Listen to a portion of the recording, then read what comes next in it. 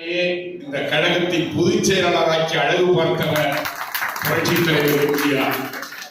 அதுபோல் பாவு சண்முகம் 5 ஆண்டு காலம் அமைச்சராக திராவிட முன்னேற்ற கழகத்தில் இருந்து இந்த கட்சியின் பொதுச் செயலாளர் ஆனவர்.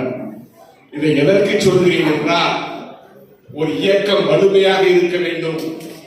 நாம் தாய் கழகத்திலிருந்து பிரிந்தவர்கள், திறமை படித்தவர்கள், செயலாற்றல் மிக்கவர்களை இணைத்து வலிமைப்படுத்த வேண்டும் என்ற எண்ணம் புரட்சி தலைவரிடம் இருந்தது.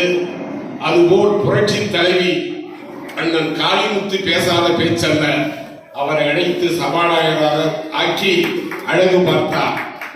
அதுபோல் PH பாண்டியன் அவர்கள் பேசாத பேச்சல்ல, அவரை அழைத்து நாடாளுமன்ற உறுப்பினராக்கினார். இப்படி இந்த இயக்கம் வலுவாக இருக்க வேண்டும். புரட்சி தலைவர் புரட்சி தலைவி என்ன நினைத்தார்கள் என்றால், தமிழ்நாட்டினுடைய ஏழையின் இதயத்தின் இந்த இயக்கம் இருக்கிறது, இந்த இயக்கம் 100 ஆண்டு காலம் இருக்க வேண்டும் என்று ஏசியவர்களை, அவருடைய திறமையை, அவருடைய செயலாற்றலை எண்ணி இயக்கத்தில் இணைத்து இந்த இயக்கத்தினுடைய தலைமை பொறுப்பையே கொடுத்தவர் புரட்சி தலைவர் எம்ஜிஆர். அதுபோல் புரட்சி தலைவி அம்மா அவர்கள். ஆனால் எந்த தகுதியும் இல்லாத ஒரு தற்குறி எடப்பாடி பழனிசாமி.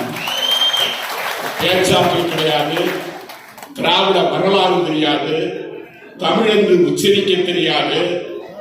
எப்படியோ சந்தர்ப்ப சூழ்நிலையால் காலில் விழுந்து பதவியை பெற்ற எடப்பாடிக்கு இந்த இயக்கத்தை பற்றி, இந்த இயக்கத்தினுடைய அருமையை பற்றி, இந்த இயக்கத்தின் வரலாறு தெரியாது, திராவிட இயக்க வரலாறு தெரியாது. நான் சவால் விடுகிறேன் எடப்பாடிக்கு, என்னோடு வா, ஒரே மேடையில் பேசுவோம். திராவிட வரலாறு, திராவிட முன்னேற்ற கழக வரலாறு, அனைத்து இந்திய அண்ணா திராவிட முன்னேற்ற கழக வரலாறை பற்றி நீ பேசிவிட்டால் உனக்கு நான் அடிமையாகிறேன். திமிரு, உன்னுடைய திமிரு, நேற்றைய தினம் நீ பேட்டி கொடுத்த உன் திமிரு அடங்கும். இன்னும் 3 மாதத்தில் இந்த இயக்க தொண்டனுடைய அடக்குவான். நான் 1 மாதம் அமைதியாக இருக்கிறேன். ஏனென்றால் நான் பேச ஆரம்பித்தார் எடப்பாடி உன்னிவா எந்த வேலை நாம் 2 பேரும் சந்திப்போம். இந்த இயக்கம் ஒற்றுமையாக இருக்க வேண்டும். இந்த இயக்கத்தில் பிரிந்தவர்கள் அனைவரும் இணைய வேண்டும். அப்பொழுதுதான் திமுகவை 2026 வீழ்த்த முடியும். இல்லை என்றால் முடியாது. எடப்பாடி இங்கே அருமை சகோதரர் கோவிந்தராஜ் பேசினார், மருது அழகராஜ் பேசினார், எல்லோரும் சொன்னார்கள். எடப்பாடிக்கு ஒரே எண்ணம், கட்சி அழிந்தாலும் தான் வாழ வேண்டும். அண்ணன் அருமையாக ஒரு அறிக்கை விட்டார்கள். கட்சியை கைப்பற்றுவதை விட்டுவிட்டு காப்பாற்ற நினைவுகள் என்று சொன்னார்.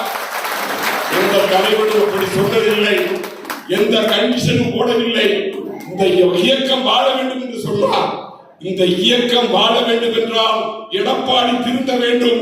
இல்லை என்றால் எடப்பாடிக்கு அழிவு பாதை நெருங்கிக் கொண்டிருக்கிறது. அம்மா ஆத்மா, புரட்சி தலைவர் ஆத்மா எடப்பாடியை தீர்த்திவிடும்.